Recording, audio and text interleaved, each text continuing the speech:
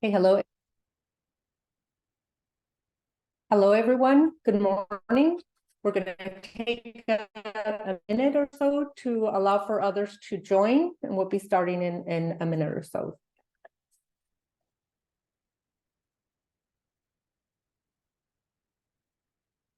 Great. We see folks are joining. We're just going to wait a bit more.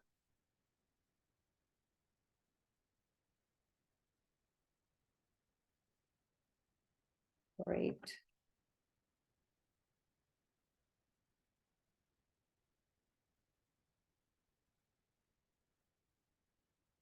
This looks great. Thank you for joining. We have a great group of folks joining. So I'll get started in just a few seconds more.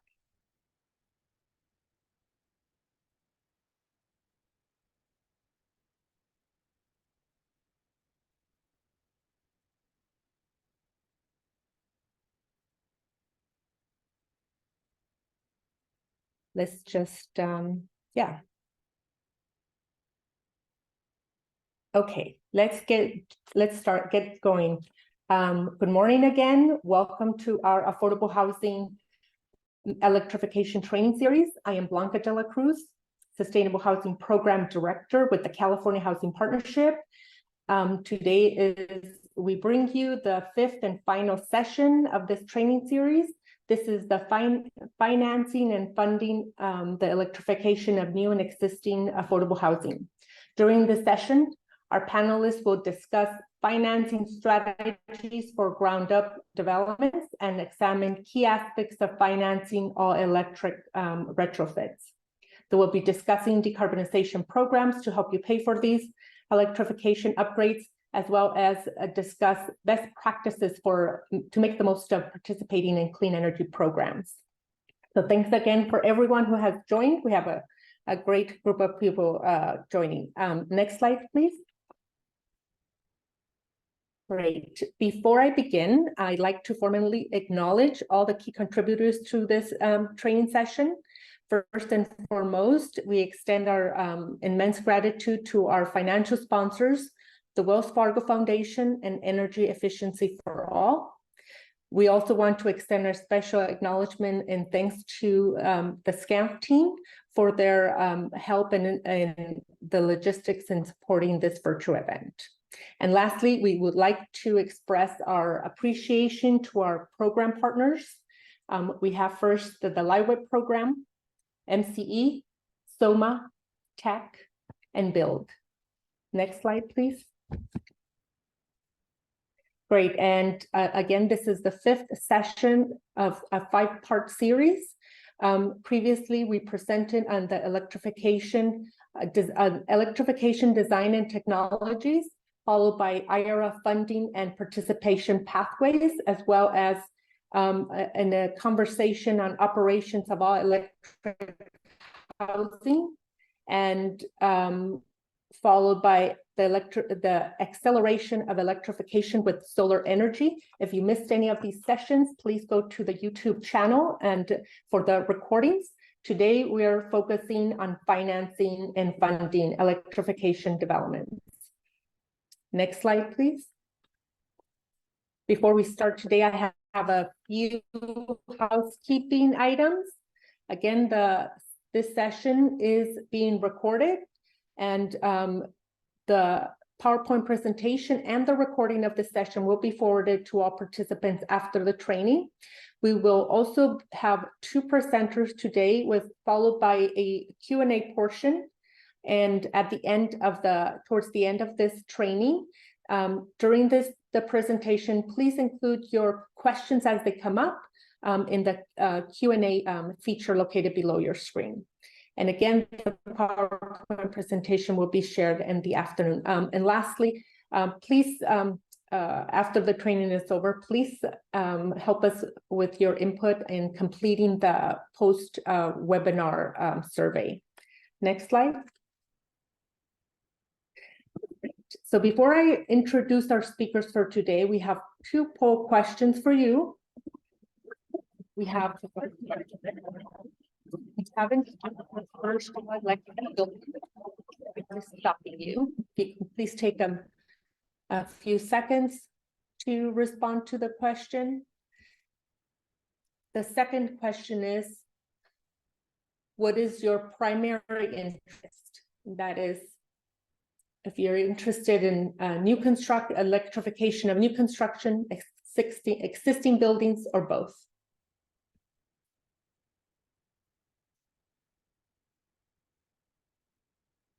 Okay, if you can, we'll wait a few more seconds for the completion of the poll.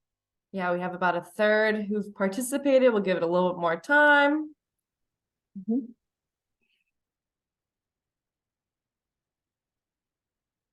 And for the first question, if you can answer, it's a single choice, but if you can enter the primary thing that might be stopping you from completing your first electric development.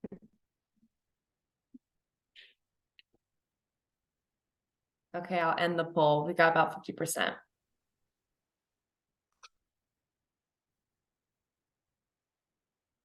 Great. And we see here the results. Before I introduce our speakers, let me just go, yes. I think we have two of the majority for the first question of what are stopping you from completing the first electrification development is top three, I guess, would be project economics, lack of capital, and technical knowledge. Great. On the second question, it's pretty much a mix, actually, with the majority being interested in both new construction and existing buildings. So thank you so much for your input. Now we go on to the next slide to present our speakers for today.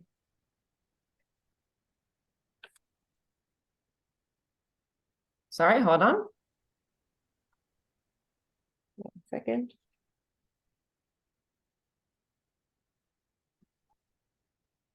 Or maybe I can introduce you. So yeah, so I'll continue. So let me introduce today's speakers. We have two. We have presenting on financing is Tim Kohut, Design Director of Sustainable Design at National Core. Tim has extensive expertise from years of designing and constructing high-performing affordable housing buildings. And he also has completed several new construction developments, all electric new construction developments, and retrofitted also other properties. Our second speaker is Nick Durr, Program Director with the Association of Energy for Energy Affordability, or AEA. Nick oversees various new construction and existing building programs for the West Coast, and will be presenting on funding resources. And I am excited to have them both join on this last training series. So now let me turn it over to Tim. Thank you.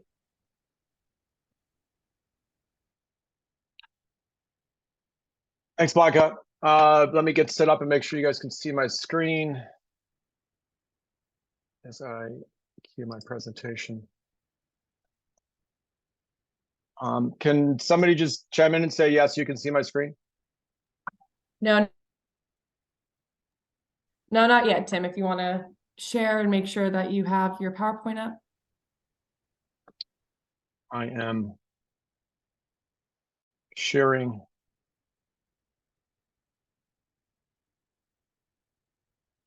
Share screen one. Sorry, guys. We rehearsed this. Now, and how about now? Yes. Okay, great. Sorry about that. Okay, I'm gonna move quickly. If you guys have seen me present before, you know I'm gonna probably include more visuals than you guys can handle in a 20-minute presentation. I've got a couple timers going. I want to talk about electrification and really how you approach it and how you handle it. It seems like there's a good mix of people who are interested in new construction and existing buildings. I'm going to cover both. We're involved in both, and these are the lessons learned, as I say, so far. This is a really challenging journey we're on right now. National Community Renaissance is a developer builder of affordable housing. I work for the construction team, so I manage all aspects energy related. I manage our design teams to make sure they understand where we're going with energy efficiency and long-term operational savings. We're sort of deep in on commitments to sustainability. We're the first non-architectural entity to sign on to the AIA 2030 commitment, which strives for zero net energy by 2030. We use that as a tool to prod our architects in the right direction. And since 2018, we've been a power builder, U.S. Green Building Council power builder. We were just named to that list for the 5th consecutive year. So I think we're the only nonprofit on that list. I think we're the only entity that's been a repeat participant year after year. We use that as kind of the foundation for our discussions. So let's start with new construction really quickly. As many of you who are working in the development community know, the 2022 Energy Code has arrived. We're all living in the 2022 Energy Code, and there's a newfound emphasis on all electric. So what I would say is, for anybody looking at this, is carefully understand who your mechanical engineer, because you're going to need somebody who is creative and progressive, and preferably not somebody who is locked in the 1990s, trying to apply rinse and repeat technologies that were appropriate for previous energy codes. But the key is in all of this is understanding what we call the secret sauce. How do you get to your Title 24, your energy code requirements at the lowest possible cost, at the same time lowering operational savings as much as possible? So I'm going to give you National Corps' secret sauce, which we've been looking at for years. You've got to start with, and some of this is going to be repeat from previous presentations, but this is how we put it together. You've got to focus on how you're going to condition the apartments that you're building, whether it's family or special needs. You've got to provide heating and cooling. We like mini splits because they give us a lot of flexibility. They're durable. They're very high performance, about 40% better than code, which allows us to do some trade-offs with the building envelope, which we don't necessarily like to build a prescriptive minimum building envelope with rigid insulation. We like to take a little bit of a penalty. We make up for that penalty in the energy code by modeling around it using high efficiency HVAC equipment. We use ductless systems, one head per bedroom. We'll use these possibly in a 1-bedroom unit, maybe a 2-bedroom unit, but after that, it really becomes ineffective or inefficient from a cost standpoint. Our real preference is really single zone ducted. We think that is, for family projects, the most cost-effective way to provide HVAC. Hot water heating is the biggest conundrum when it comes to the all-electric building. You can't use natural gas anymore. You can't use electric resistance. You got to use heat pumps. So the shots on the screen here are the heat pump options here available to us in affordable housing. The heat pumps themselves outperform what's required by code. They operate with an efficiency of about 350% compared to a natural gas boiler, which is 90% efficient. So 3.5 times more efficient through the magic of the refrigeration cycle. 1 unit of energy in, 3.5 units of energy out. We like to use decentralized individual hot water heaters at our family projects. So we have now landed back with a water heater inside the unit. It cuts down on a lot of recirculation lines, energy, and material that pushes water through your entire building with the central boiler system. We like to locate these in breezeways or corridors or patios. They're resilient. They have wonderful warranties. We like to use the Rheem Prestige series. It has a 10-year warranty. We believe that these are essentially cost neutral when compared to the central gas-fired boiler, which we used to use, the gas boiler that was common for us prior to 2016, 2017 or so. The other thing that this does is it places the water heater, the source of water closest to the fixtures, the kitchen and the bathroom, which allows you to conserve water because you don't get a lot of water just sitting in a pipe that has to wait a long time to get up to 120 degrees. Really shortens that duration. And when you put the water heater in the unit, at least even if the residents are not paying for the water, usually the building owner is paying for that. Because they're paying for the energy associated with heating the water, there's probably some savings, water savings associated with that. For senior projects and special needs projects, we like to go with a centralized system. This is a Sandco split system. We think that this is the most cost-effective way to get to the central boiler with a heat pump. It's resilient. It has CO2-based refrigerants, so it is much better for the environment. It is our preferred approach for senior projects and special needs projects where the densities of kitchens and bathrooms becomes a lot more dense than they are with family housing. As soon as we get to seniors, 1-bedroom units and studios, you can't put a water heater in each unit. The economics just don't work and you lose a lot of space at the same time. This is a configuration. Those blue rectangles are the little Sandco systems. Then you see a couple storage tanks. There's a loop tank. That's an electric resistance heater that sits at the end of the recirculation loop. These Sandco units operate at the highest efficiency. Oddly enough, when the incoming water temperature is about 55 or 60 degrees, they don't know what to do with water that comes back at 100, 110 degrees. They can't really reheat that water efficiently. So we like to put an electric resistance tank at the end of the recirculation loop that operates only under rare circumstances when that return water needs a little bit of a boost. This is what it looks like in the field. This is a big storage tank. All the water from those little blue rectangles, those Sandco units, each one firing off about 15,000 BTUs, throws that hot water into that collective tank. And from there, you can see all the piping coming out, circulating it around the building. That little tank on the right is our electric swing tank. So that comes down when the return water comes back, goes through that tank. If it needs to be bumped up 10 degrees, it will come on if the demand in the building is high. The controls or those condensers, they can go anywhere. Here, this is John Miles from Sandco working with us, showing how easy it is to get to the controls. Those Sandco condensers are very, very light. We hang them above parking spaces in a lot of our projects. If you've got really big projects or you've got progressive, well, not so progressive mechanical engineers, you might end up with something like this. These are large scale boilers. If you see Colmac or Nile on your plans, I hope you have budget for it. These are very, very expensive systems, probably $200,000 more than the Sandco alternative. Sometimes the buildings are just too big for Sandco, or you can't put in multiple loops. So you might need to go with something like this. They require a lot of space. They require some ducting. There are some lead time issues with some of these things. I've heard of developers running into problems where they couldn't get their Colmac delivered on time. So they were coming up with plan B in the middle of construction. We've been building, that's the secret sauce. We've been building the all-electric building since 2018 or so, within the 2016 energy code, 2 code cycles ago. So we know how this works and how it pays. Here are some projects that we've actually worked on in the last couple of years. This one is Ontario.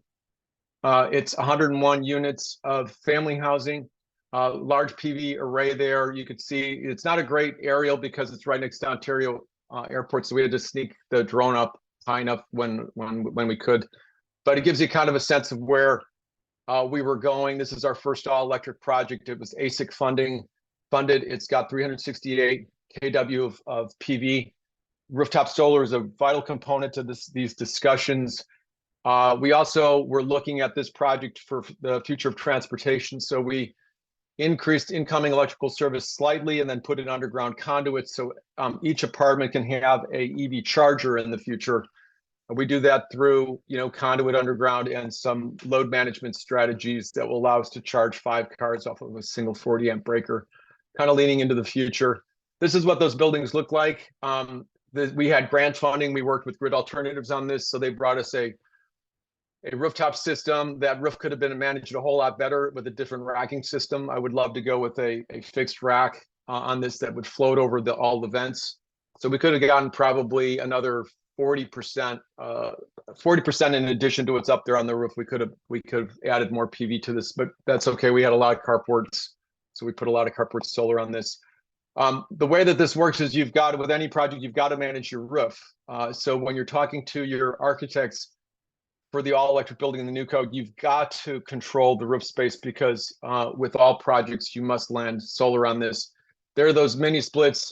These are Fujitsu's. We like using Mitsubishi now, but they've operate the same way. We mount them on the parapets. They're very, very light. By getting them off of the center of the roof, you free up the roof space for as much solar as you can possibly land. And here's the water heater. This is a corridor accessed heat pump water heater, or ream. Again, it's close to all of the fixtures, so it really helps us save water. Energy factor 3.55. If you look at the cost of gas versus the efficiency of electric heat pumps are about 3.5 times more efficient, but the cost of gas is about 1/3 of electricity. So you're almost at parity cost-wise. Now let's start focusing on the financing. How do you get this stuff to work in new construction? We like to use the QAC, the California Utility Allowance calculation. So we're constantly modeling what the cost of energy is going to be for our projects. So this is the published utility allowance in San Bernardino County. This is Vista Verde. This is back in 2020 when we were putting this thing online. $134 for a 2-bedroom, $175 for a 3-bedroom. And as you guys know, you've got to include the utilities when you're setting your rents. Rents plus utilities can't exceed 30% of the family's income. So what we do a lot is we go to the QAC and we start now factoring in the benefit of rooftop solar. We got the utility allowances down to $13 for a 2-bedroom, $17 for 3-bedroom. That's $160,000 worth of annual savings, and based on 2020 data. So I'm sure it's even grown since then. By getting as much solar on the building, you're locking in the cost of resident utilities. You're making these projects more affordable for the residents long term. This is a project we finished in December of last year. This is now the 2019 Energy Code. Again, we didn't have to go as far as we did on this. This is via Serena. Rooftop solar, you can see everything here. And then here you get the fixed tilt racking system that flies over the top of the roof ends. Really, really efficient roof layout. Title 24 required PV is what you see on the roof. If you are working in San Diego, you'll find yourself a little bit stretched to try to beat the cost or the published utility allowances. This is the QAC with the Title 24 required PV on it. We allocate as much PV as we can to get the common areas to zero net energy first, and then we take everything else and throw it to the units. And you can see we did not beat the published utility allowance, even with the very energy efficient building with a lot of solar. These utility allowances in San Diego County are artificially low. We could not get to those the numbers, and we had to invest in solar. So I go back to our team and I say, hey, let's add some more solar. Let's build some carports and allocate all of that solar to the residential units, then rerun it. We did that, and I got the thing to beat the published utility allowance with wide enough margin that we were able to pay for the cost of the carports and the added solar, and pretty much most of the solar by using the QAC. This is what we do a lot in new construction. Why is landing PV on your roofs very important? Well, SDG&E has the highest utility rates in the continental United States right now, and they're saying that they're going up even more, and they've been escalating higher than 10% in SDG&E territory the last couple of years. It's crazy. So the more PV you can land on the buildings, the better you're gonna do. It's all about PV, but it gets complicated in discussions when it comes to NEM 3. So this is, the verdict is still out as we play with how this is going to impact us long term. NEM 3 is going to reduce the export rate of rooftop solar down to 5 or 6 cents a kilowatt hour compared to 20 cents or so, which is where it stands now for most of the utilities. That's a 70% drop. There are ways around this. We are leaning heavily on SOMA to try to get to. SOMA will allow us to shield the projects from NEM 3. We'll be able to use NEM 2 rates. All of this, everything we're talking about here is tied to the state's goals for decarbonization. And if you look at this, this is just from the other day, where's the energy coming from in California? You can see that huge line in the middle, which is renewable energy. And that orange line that's kind of on the top is natural gas that comes on, especially when the sun goes down. At the very bottom, you see, sort of a peach colored line, that's batteries, which is really, it looks weak right now, but I've been surprised in recent weeks that it's coming on as strongly as it is. They're going to start to expand this more and more. Keep an eye on battery storage as a requirement for new construction. It's already living in the 2022 Energy Code for projects that are 4 stories and taller. You can model around it, but I think that those freedoms to model around it are going to disappear in the 2025 code cycle. I stole this. I didn't steal. I borrowed this from Lazar. They put up the slide. We've been looking at our existing portfolios. I transition now and talk about what's going on an existing portfolio. The challenge for the state of California, as we now talk about decarbonizing all buildings by 2045, there's 2 million units of affordable housing, and it costs $25,000 per unit to do a full decarbonization out of that. And if you do the math, that's about $53 billion that we need to invest to decarbonize affordable housing alone. It's going to be challenging. So that's about $2.4 billion a year. Where's that money going to come from? Well, we're starting to see some of it come down already through programs. We've got to see some other increases because we're not even close. We're not even coming close to $1 billion right now. I think we're hundreds of millions, 600, 700 million when we look at all the programs available. It's really got to increase. And then we've got to attack affordable housing, existing affordable housing, as much as possible, because we've got to deal with these issues of equity. SOMA, solar and multifamily housing, is a big game changer. We've installed about 15 megawatts on 55 properties, $20 million or so. We don't come out of pocket, and we're reducing our operating costs by about 40%. And actually probably a little bit more, $22 million, according to the updated slide. And by the way, we also do this in a way where we're actually able to leverage developer fees.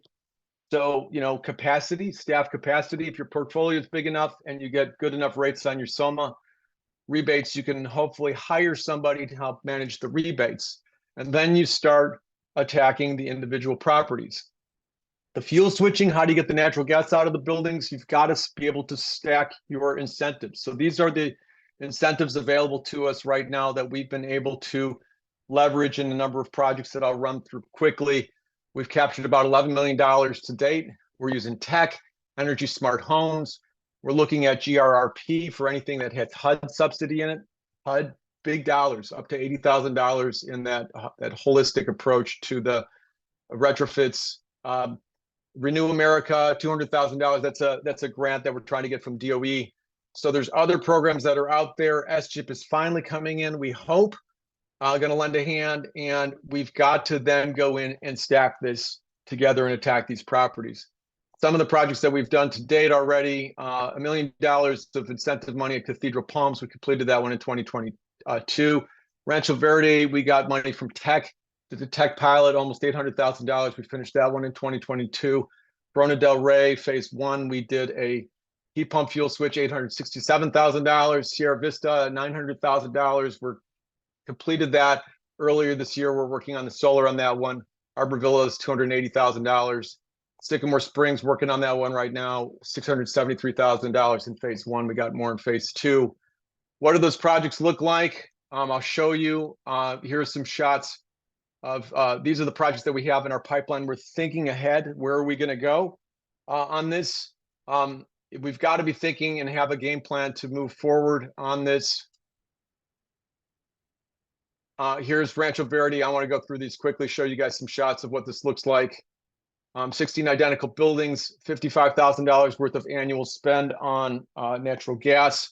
Very important to attack the biggest spends for natural gas as quickly as possible, because as soon as you start attacking the natural gas and replacing it, your natural gas costs disappear, as you see in that lower left slide.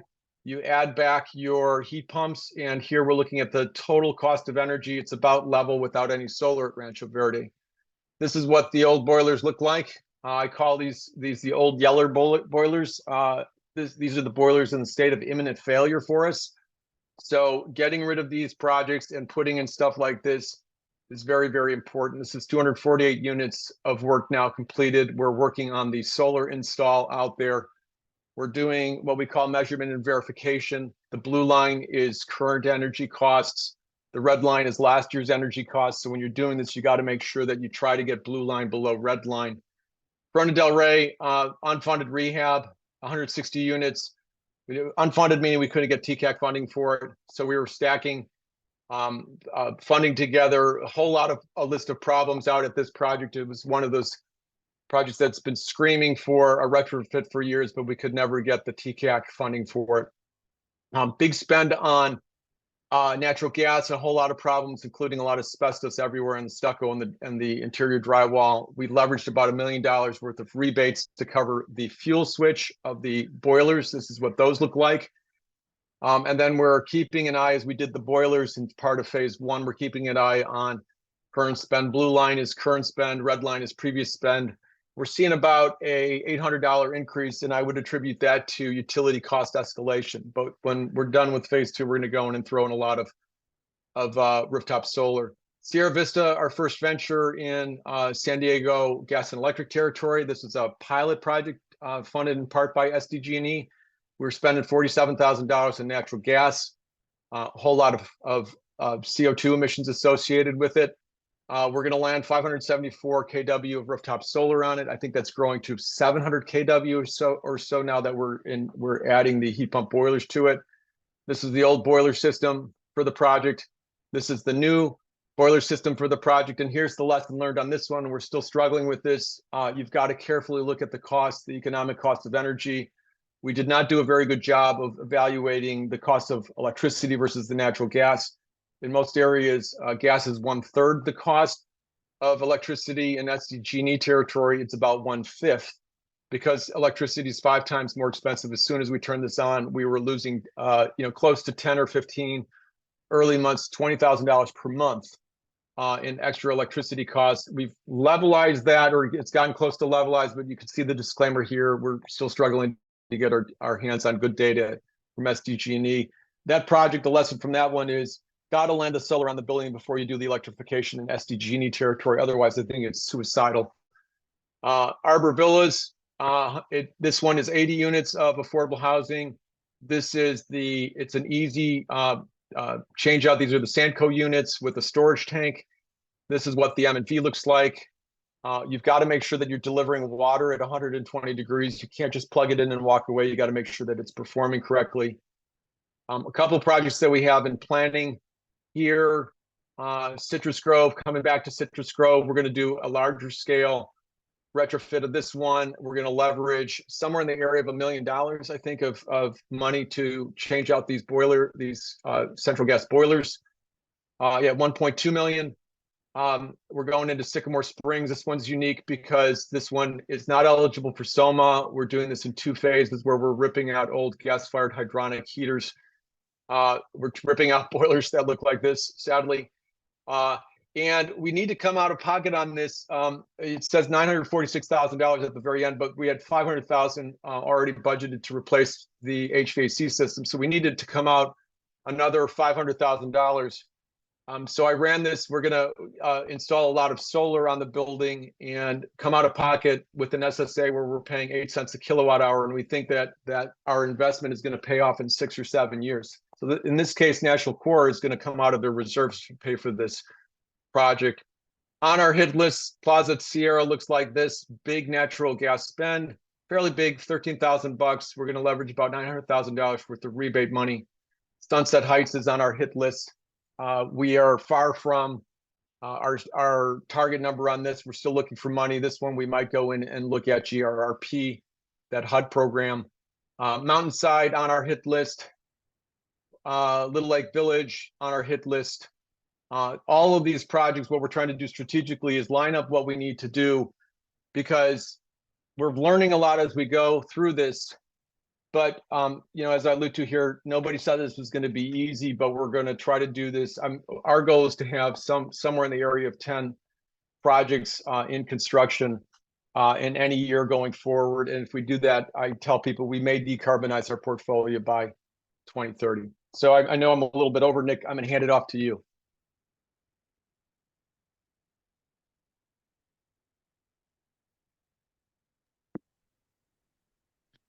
Awesome. Thanks, Tim. Appreciate it.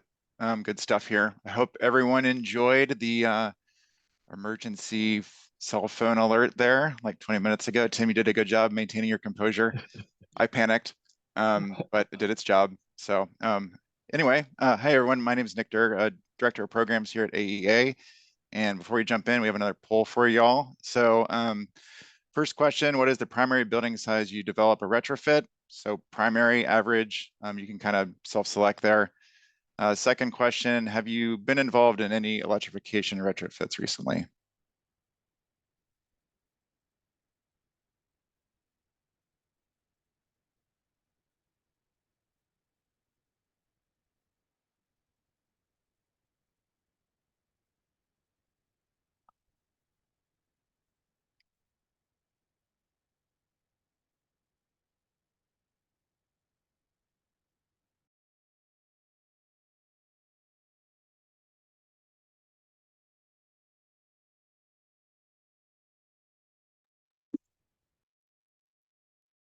I can go ahead and end the poll, Nick. Perfect, please do. All right, so we got our results here, and right in the middle, it's a bell curve. So most folks are working with properties generally between 20 units and 100 units, but fair bit of representation on the smaller side as well as the bigger side, so that's good to know. And then, have you been involved in retrofits, electrification retrofits recently? So only about a quarter of y'all have been involved in this. So this is really great. I'm glad you're here today, and hopefully you've been able to attend this full series to help convert that 65% of no's into more yeses. All right. So my name is Nick Durr. Like I mentioned, Senior Director of Programs here at AEA, Association for Energy Affordability. We're a technical and nonprofit organization. We are involved in a few things. We design and implement multifamily energy efficiency and electrification programs. Also provide training services as well as research and demonstration projects. And I'm going to be talking about the program resources side of financing. So a little bit continuation of the things that Tim was mentioning, but maybe at a higher level with some general best practices and just trying to, navigate the entire landscape of this space. So incentives and rebates are generally good things. In California, we're very blessed to have lots of money going towards electrification, especially in affordable housing. Much more money, I think, than the majority of other states, maybe more than any other state. So that's good news. The bad news, California being California, is all those different programs are very unique. So a large variety of programs, each of them kind of have their own rule set. So limited to certain geographies, certain funding timelines, completion timelines, reservation timelines, eligibility rules, overall funding amounts, and then the measures they serve. So, a lot of the stacking that Tim was talking, I'll talk about as well. But it can be a little bit challenging when there's all these different programs out there that need to be factored in. So at a high level, there's various types of programs in California. So some are statewide. Those are typically run by a state agency, so the California Energy Commission or the California Public Utilities Commission or CSD. Some are regional. So that could be, like in the Bay Area, that'd be BayREN, and in Southern California, it could be SoCalREN, but that's essentially a consortium of county governments that help run programs. Some of the air quality management districts, those are also regional. They might have their own program. Some are based on the utility territory. So an investor-owned utility or a municipal utility or a CCA. And some are very, very local at the city or county level. Property types, programs exist for existing buildings, for buildings going through retrofits, for new construction projects, for affordable housing and low-income properties, and general market. Usually a program is going to be focused only on existing buildings or only on new construction, although occasionally they can be serve more than one of those types. And oftentimes the general market programs, they can just serve any type of multifamily building, including affordable housing. So if you kind of think of a Venn diagram, there's low-income affordable housing programs that only serve that market sector. And then there's general market programs that serve everyone, including affordable housing. Measure types, some programs focus only on electrification. So that's converting natural gas or propane to high efficiency electricity. Some also include energy efficiency. So that's less about converting from gas to electric, but just having a more efficient building and reducing overall energy consumption. And electrification and energy efficiency are very important things to kind of tie together. Like Tim mentioned, solar PV also is a good resource to add. So there are some programs out there that that's the main measure type in that program, also batteries as well, and then EV charging. And then funding timelines, some of these programs, they're on 3 to 5 year cycles. Those are really great. You can plan, you can anticipate, if you have a low-income housing tax credit project that you're shooting to do rehab on, and a year or two, you can lock in funding now and know it'll be there. Some of these programs are annually updated, so they have calendar year timelines, calendar year completion goals. The rules change each year, so those are important things to track. Some programs are really short term and competitive, so they may have distinct funding windows that are available for folks to apply to. So there's a little bit tricky as well, because you have to figure out which projects in your pipeline are ready to go now, or try to lock in funding now for a project that's going to be starting down the road. And then, like Tim also noted, a lot of programs, or even not programs, for example, like the California Energy Commission will have research projects. You can get pilot funding just to actually do a pilot, whether that's a technology, like an emerging technology pilot, or installation best practices. So those are great opportunities to get some funds on your property as well. Like I mentioned before, each of these programs tend to have their own rules. Sometimes they have a participation threshold. So there's a certain amount of work or amount of measures that the project needs to do to be eligible for funding. One thing to note is, the incentive amounts that might be available for one property are likely going to be different for your other property. So it's kind of hard to rely on, oh, if we got 50,000 for this building, we should be able to get 50,000 for the same size building, on the other side of town. Sometimes it really just depends on the types of measures or energy savings that you could have there. So can't always count on like the guaranteed consistent amount of funds coming to you across multiple projects. Something to be aware of is when the incentive is paid to the participant. Some programs, the incentives go to a contractor. Other times the incentives go to the property owner to help reimburse them for the cost for hiring a contractor to do this work. Some programs are direct install, so they just provide a contractor to do all the work, and there's minimal or no out-of-pocket costs for the property owner. So those are important things to think about. Also, when the funds come in, sometimes is paid once the project is done and the measures are installed. More and more, we're trying to encourage program designs where at least some of the money can come out to the property owner or the contractor, in the early stages, because there are real costs being incurred then. So, right at construction start or at a progress payment when the project is mid-construction. And then the final thing, especially for state-funded programs or publicly funded programs, is to be aware, which of those are going to trigger prevailing wage requirements.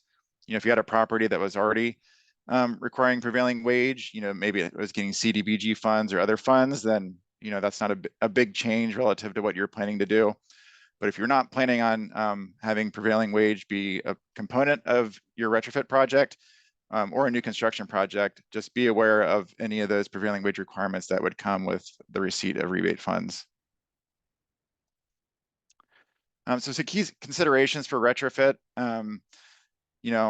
for properties that don't have significant reserves or where just one or a few programs cannot substantially fund the project, then it's often necessary to leverage or stack multiple programs. These projects can tend to be pretty capital intensive and expensive. I think that was one of the key barriers folks noted in the earlier poll, is just the overall cost and complexity of these projects. So it's really important to try to stack funds wherever possible to make the project pencil.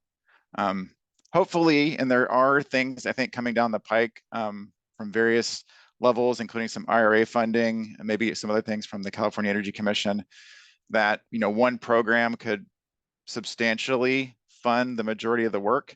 And in those cases, maybe leveraging is less important, or maybe it's more about just leveraging solar incentives to pay for the solar system, and then energy efficiency and electrification program resources just to fund that component. Because stacking can be challenging, but it's kind of necessary, like Tim was mentioning. Planning is important as well, just understanding the landscape of these different programs and anticipating what the project's timeline is. It takes time to design, to pull a permit, to hire a contractor, to procure materials. So understanding like what the real world project timeline is going to be, but then also overlaying that with what the funding timelines are, because they tend to have their own distinct timelines, and trying to make sure everything can fit together. So it takes a little prep work. And also, don't have to do everything at once. So there could be ways to stage or sequence the upgrades so that they can kind of happen in chronological order. One example that Tim gave is, maybe do the solar PV first and size that solar PV system to account for future electrification. You could do energy efficiency first. So, maybe put in more efficient lighting, more efficient envelope, reduce the overall energy consumption in the building first. And then when you electrify, you might be able to use, lower capacity, cheaper heat pump equipment.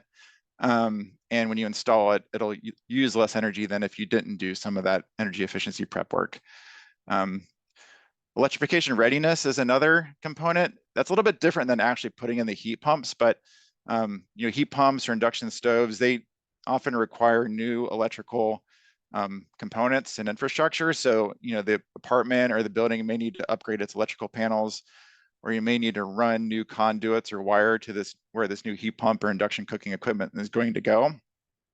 So, there is some innovative ideas out there of, are there programs and resources where you can get the building electrification ready now? So get some funding to do the panel upgrades now, or to pre-wire the building. And that's certainly a component of new construction as well, so that later, when additional funds come available, or maybe you're going through a rehab resyndication cycle, or the equipment is about to fail, there's a bunch of reasons why you want to kind of do the electrification and energy efficiency work later.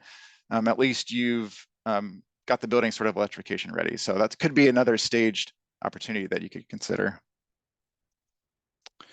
For new construction, generally what we've been seeing and hearing is there's not a huge difference in construction costs between all electric or a mixed fuel building. And you may even be able to save on an all electric new construction building. That said, there are programs out there that can provide incentives to help offset the cost of going all electric. So, when your project is eligible for those, it definitely would be something to consider. That takes something that was already achievable and makes it even more achievable. Just again, make sure you review program rules to ensure it's a good fit. There's some examples of, in order to accommodate those funds, it may add some complexities to the project. So you just want to do your prep work to make sure it makes sense to, enroll in that program and take on those new funds. But if it's a good fit, then it's a great opportunity to make the project pencil better, essentially. New construction programs are also providing more and more free technical assistance from the program, really with the goal to help support design teams. So like Tim was mentioning earlier, a lot of architects, engineers, and others are getting more and more familiar with all electric new construction, but some are still a little bit skeptical. Either they're used to doing what they've always done, or it seems a little bit new or outside of their comfort zone. So anytime a program can provide resources to those design teams to help give them confidence, troubleshoot, problem solve, plan, that helps get that first or second project all the way to all electric.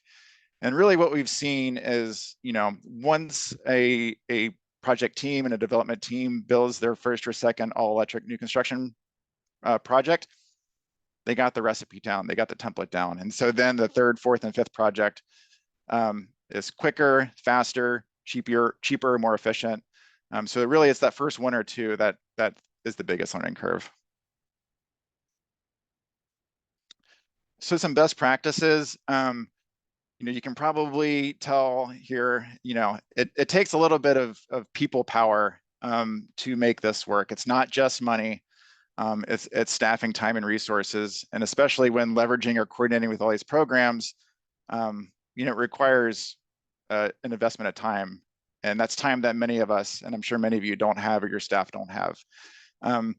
What we've seen be really successful is actually identifying internal staff or bringing on new staff who can be the champions to help coordinate. That's hard because they may already have a full work plate, or you may not have the financial resources to hire or bring on new staff. So obviously you'd want to consider the size of the portfolio. But depending on the size of your portfolio and how involved you want to be on this could, justify a full-time or significantly part-time position. I know some developers, some portfolios have shared that, when they've devoted resources to staff to kind of help championing and coordinating this, they've more than returned their investment and the amount of rebates and funds that they can get for those projects. So, if you are able to get the resources to help pay for that, you could recoup it over time. And some programs like the HUD Green and Resilient Retrofit program can provide some soft cost reimbursement as well. And that's something that, you know, we're trying to incorporate more in our programs or make recommendations to policymakers is, you know, these programs should not necessarily just cover the material and labor to do the retrofits or to do the all electric new construction. It'd be really nice if some of these rebates could cover the soft costs that property owners and the design teams incur.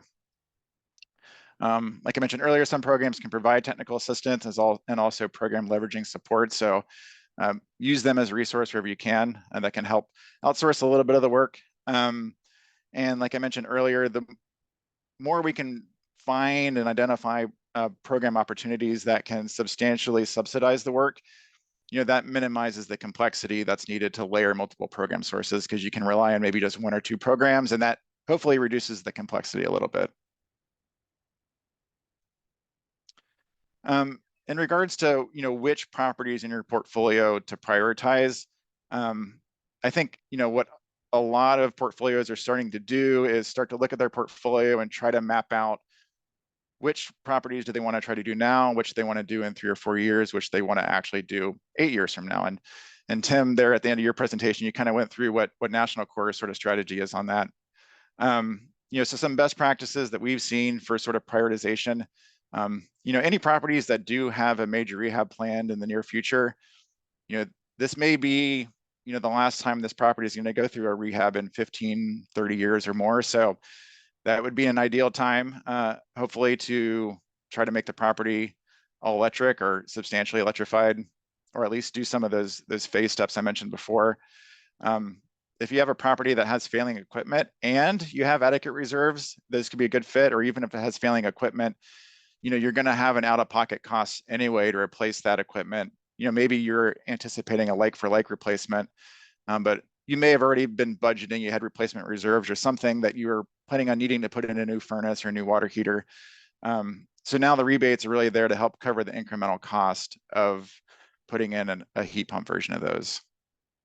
A lot of projects tend to start with just the common area or central equipment first. You know, that's a good way to dip your toes into electrification retrofits. Tend to be not as complicated as doing in-unit retrofits. So that could be a step. Again, it doesn't need to be everything. It can be step by step. Small to medium-sized properties, if this is kind of new to you, and the funding or opportunities exist, you know, those tend to be less challenging than taking on a 100 or 200 plus unit property. And then anytime a highly attractive funding source comes across your table, you should jump on it, because those, you know, whether it's a pilot or a short-term program, you can't always count on those opportunities coming back again. So if you do see those opportunities come across your plate, you know, give them a strong consideration. And then hopefully all upcoming new construction projects are going to be all electric. You know, one thing for folks to be aware of is there's more and more California legislation. There's something that's going to be enacted in the Bay Area here with the Bay Area Air Quality Management District, but also statewide with the California Air Resources Board. But it's looking highly likely that towards the end of this decade and into 2030, California may have requirements where you don't have to replace your gas equipment with electric. They're not going to make you replace it. But when your gas equipment does fail, the only thing you're going to be allowed to buy in California is a heat pump or an induction stove potentially, but probably heat pump HVAC, heat pump water heating are going to be the only types of equipment you can buy. So there is some risk of waiting until 2030 or 2035 and waiting for equipment to fail, because at that time you'll have to go electric. So if you do have a property that is able to sort of electrify in advance of those upcoming regulations, it gives you a chance to, you know, you've already sort of pre-electrified, and then you don't have to worry about that if equipment does fail down the road. So available incentives for multifamily. The table on the right is from CHP's September 2023 report. I think the slides will be sent out, so you can, there's a little hyperlink there at the bottom. So this program matrix on the right is from that report. This is just an example of a program matrix. There's more out there. PG&E has a really great one at pgnemultifamily.com. that summarizes all the programs in the PG&E service territory. And there's other resources out there today and hopefully being developed in the near future that helps us all navigate the full landscape of these programs. The challenge is these resources need to be flexible and adaptable over time, but that is a good resource to look at, and this could be a starting point for you. So where trends are going from the rebate and incentive perspective, like I mentioned earlier, incentives are coming from the CCAs, from municipal utilities, from the investor-owned utilities, and from state agencies. And that's just, a representative sample. There's other entities providing funds as well. A lot of the funds are specifically for heat pump water heating and heat pump HVAC equipment. So that's both like an in-unit heat pump water heater or a central heat pump water heater. Continuing to be incentives for energy efficiency as well. And then PV, battery, also EV charging. Hopefully more and more incentives for actual like electrical panel and infrastructure upgrades, like I mentioned before, and helping the building get electrification ready. And hopefully more incentives for actual electric cooking too, because that does tend to be one of the more challenging measures to electrify. And then, there's more funding coming down at the state level in particular. So the California Energy Commission has $900 million of equitable building decarbonization funding that should be coming into fruition sometime in 2024. And then the California Energy Commission is also going to be responsible for dispersing some of the Inflation Reduction Act funds that are coming from the federal government. So that hopefully we should start to see an additional infusion of rebates and funds. I don't know when, I don't have a crystal ball, but let's say like mid to late 2024 is maybe when we might see that actually be available for potential projects. And so again, there's lots of different ways to consider accessing these funds. If you have a targeted scope, maybe you're just doing water heating or just doing HVAC, you may be able to just use one program or a few programs. If you have a moderate scope, that could be an example of layering multiple programs. And then a comprehensive scope, that's where you're looking at layering multiple programs and different types of programs, programs that do solar, programs that do energy efficiency, programs that do electrification. And if you're able to access LIHTC funds at that time, wrapping them in as well. And then new construction layering examples. Build is a good example of a program from the California Energy Commission that is for affordable low-income residential buildings, both multifamily and single family, for all electric construction. They have a few different types of incentives. There's incentives to help offset the cost of the materials, the measures and material and labor costs for actually building all electric. Build also provides free technical assistance, like I mentioned earlier, for the design teams, or you can utilize both of those incentive options on your property. And the Build program also has new adapter awards. So if you have a portfolio that's never really built an all electric new construction building before, there is an early adopter, new adopter award that you can access from the CEC and the Build program. On new construction, again, it's important to apply as early as possible in the project development. Certainly well before you've started getting to permits and construction drawings and design stage, the more you can access those resources early helps you get into the program, secure those funds, then hopefully get access for the technical assistance that can help your design team as well. And the nice thing with some of these new construction programs is, they recognize it would not make sense to wait until the building is occupied and placed in service. And, that would be a very, very long time to wait for the incentives to come in, and sort of from a fiscal and financial management perspective, it actually wouldn't work. So there are new construction programs I think are really good at sort of phasing and dispersing funds at various stages so that it makes sense for you and then everyone else on the project design and program design team.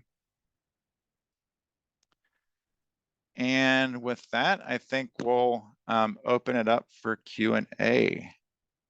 And I'll hold this slide here to thank our sponsors.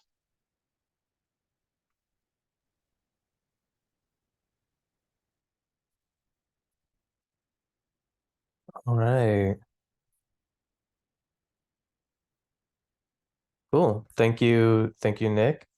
Can get to the Q&A here. Blanca was having some issues with the Wi-Fi, so I'll be taking over the Q&A. I'm Ian Sharples. Should probably introduce myself. I'm a Sustainable Housing Program Manager here at the partnership. Work closely with Blanca and with the fine folks at AEA. So thank you, Nick. Thank you, Tim, as well. The Q&A box is open. So if you have any questions, feel free to put them in there. We've got one here from an anonymous attendee, and I'm gonna guess it's targeted at both of you. But do you know of any incentive programs for PV on a new construction building? Large majority of units are deed restricted at 80% AMI and avoiding prevailing wage. Thank you.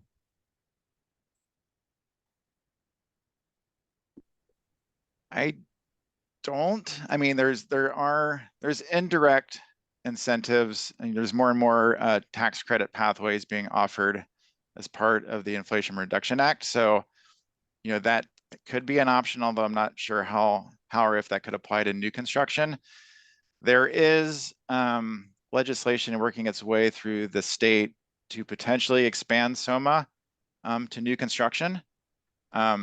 So that may work if that actually gets approved. I'm not sure if it will. I think I saw the majority of your units are at 80% AMI. So like making sure it's eligible at the AMI level might be a challenge. I know SOMA is targeting more like 60% AMI, but if you're in a disadvantaged community, there's more flexibility there. So Tim, I don't know if you know, but I would say the short answer is not today, but hopefully soon something can help you there.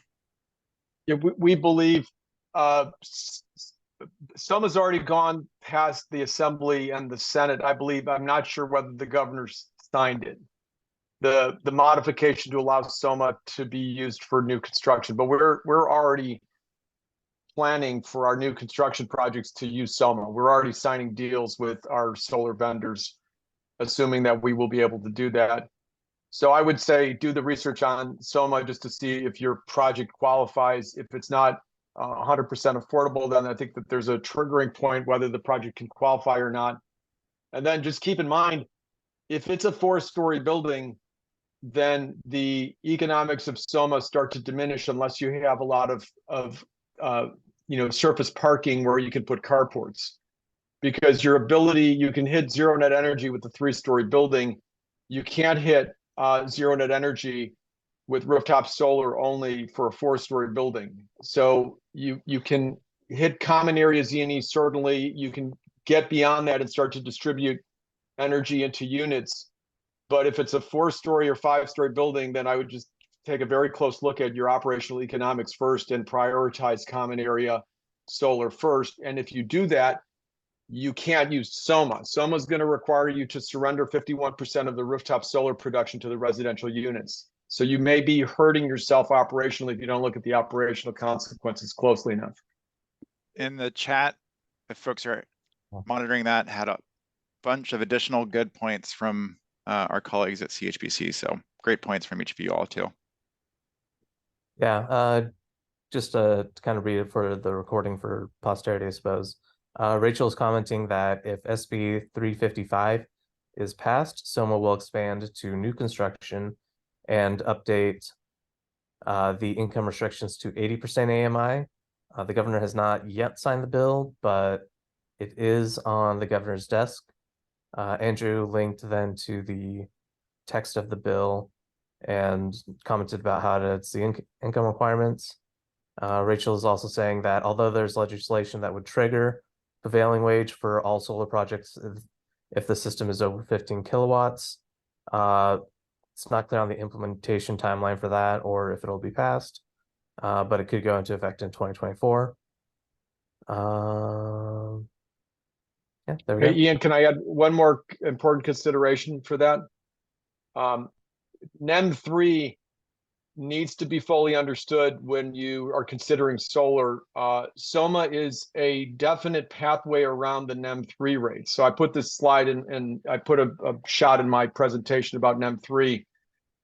They say that the PUC issued a revised set of language around their most recent NEM 3 determination that exempts any project that could qualify for MASH or SOMA could qualify even if you don't use it.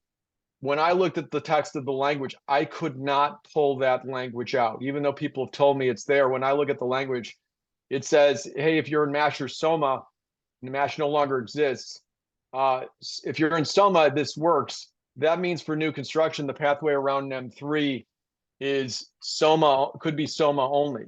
And if you don't get out of NEM3, I'm telling you, the economics of solar quickly fall apart with those new rate structures. Your export rates, when you're only getting 5 cents a kilowatt hour, you're not gonna see the payback. You're looking at 20 plus years of payback versus 6 to 8 is what we're seeing right now at 20 cents a kilowatt hour as the export tariff. So keep an eye on, everybody needs to keep an eye on NEM3 because it is unfortunately complicating the discussions that we all want to have around electrification. Absolutely, that's an important part of clarification, Tim. Thank you. Just a reminder, to put questions in the Q&A box because they can get lost in the chat.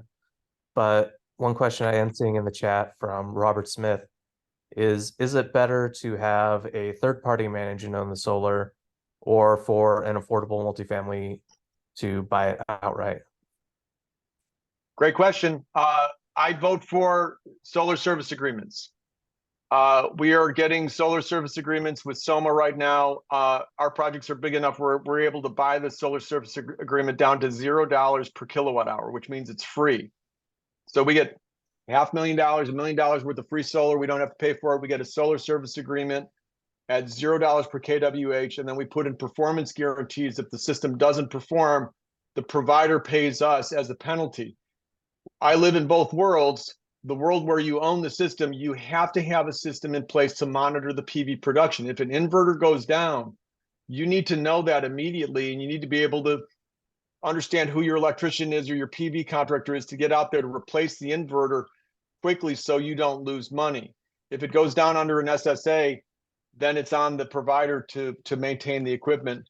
Got to keep an eye on cleaning the panels and things like that. It's a whole lot easier with an SSA, I think, than owning. And we own a lot of solar in our portfolio, but we're starting to transition over to SSAs if we could get it at $0 for sure. And even we're getting into somewhere we're just buying it on non-solar projects at 8 cents a kilowatt hour.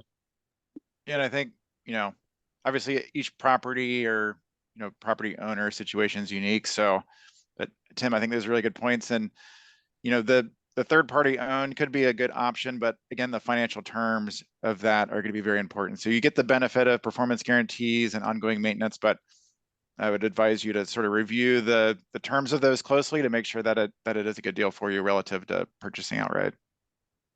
Cool. I'm going to group together a couple questions about new construction because I think it'll flow nicely here.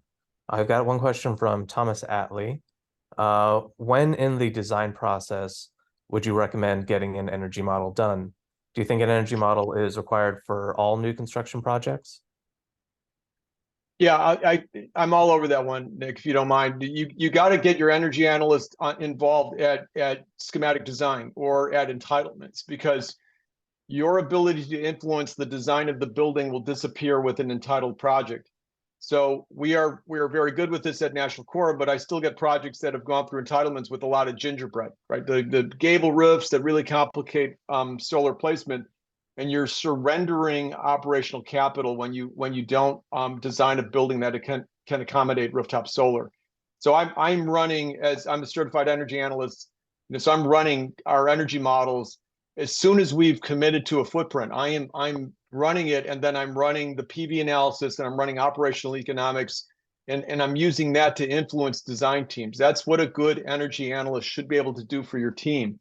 So if you don't have one, then find somebody who's not going to smog check your Title 24. Talk to AEA and see who they can free up on their team or who they recommend, but get somebody involved early on. It's not going to cost you any more money. They're just going to do an analysis up front rather than everything is designed. Here's my building. Tell me what I need to do to comply with Title 24. That was a great recipe in 2013. That doesn't work in the 2022 Energy Code. Cool. Let's see. I've got a question here from Jonathan Astman. He's curious if you have any experience or thoughts regarding the benefits to owners of circuit level energy metering, Also adding on that CETA incentivizes this. There's definitely, you know, if you can afford it or it's incentivized for it, that certainly provides, I think, feedback to the design and, you know, architectural team, and then to the operator and manager going forward. So what circuit level monitoring is, you know, it's one thing to know how much electricity was used at the meter level, but that's inclusive of everything that's happening, you know, within the home or within the apartment. Circuit level monitoring is actually monitoring this, you know, what's powering the heat pump HVAC or the water heating or the cooking, or if you have a central plant, the central system. So I definitely see value in it if you make use of it. You know, just to do it for the sake of doing it probably might not have much value, but if you're able to monitor that data, both to help with troubleshooting, or maybe if there's occupants that are reporting higher energy bills than others, you have the ability to sort of narrow in what the issue might be. And certainly as like a reinforcement exercise to be like, okay, what did we do that we want to keep doing going forward? And what did we do that we want to do differently going forward? And that level of data could really help you out there. Good.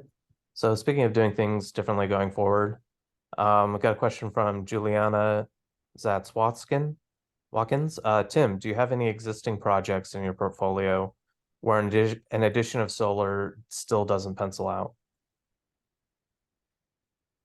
No, quite the opposite. What we're learning right now is in our recipes for electrification. Sierra Vista was that prime example that we learned very painfully, that PV is absolutely required as a component to electrification if you want to make money or increase your operational revenues, eliminate natural gas spend, and then enough solar to offset the new energy loads, electricity loads for hot water heating. Now you're going to reduce your common area loads. Smaller projects you can break even, right? We've got some of those projects that I showed you that don't yet have solar, and we think we are at parity between gas and electricity without the solar. So you can pull it off with a small project. You can do this in SCE territory. You can do it in some of the municipal territories. I would keep an eye on SDG&E. It doesn't work there.